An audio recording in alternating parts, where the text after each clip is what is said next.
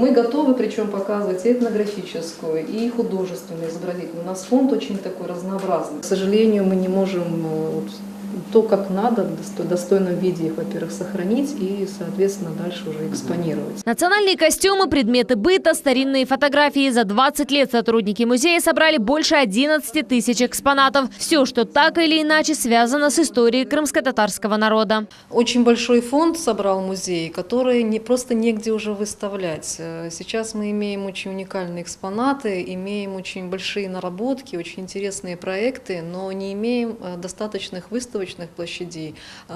Соответствующие нормам фонда хранилища, это самая основная наша работа по сохранению нашего культурного достояния.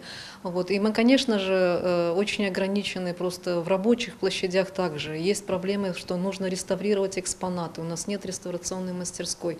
У нас нету, к сожалению, мастерской для того, чтобы работали наши экспозиционеры. И научные сотрудники. Не хватает, настолько все жестко и ограничено. Здание, в котором сейчас располагается музей, было построено в начале 20 века. Капитального ремонта за это время еще ни разу не было. Аварийным этот дом был признан еще в 90-е. Стены в прямом смысле слова разрушаются на глазах.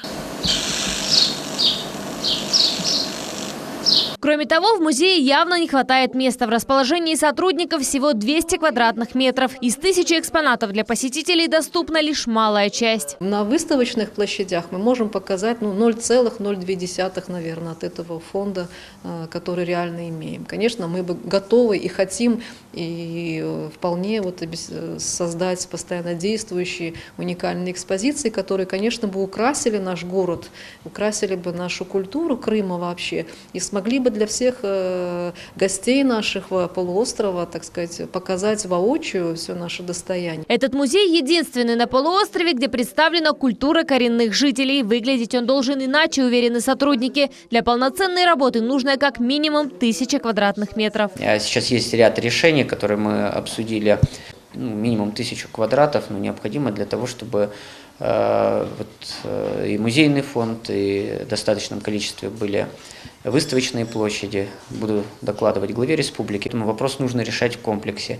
Как и системная работа по реставрации, так и, конечно же, возможности хранения и наличия выставочных площадей для нормального функционирования музея. Коллектив музея просит не просто сохранить уникальную коллекцию артефактов, передать это наследие новым поколениям. Они хотят в достойном виде. София Шукурова, Рамазан Аливапов, телеканал Миллет.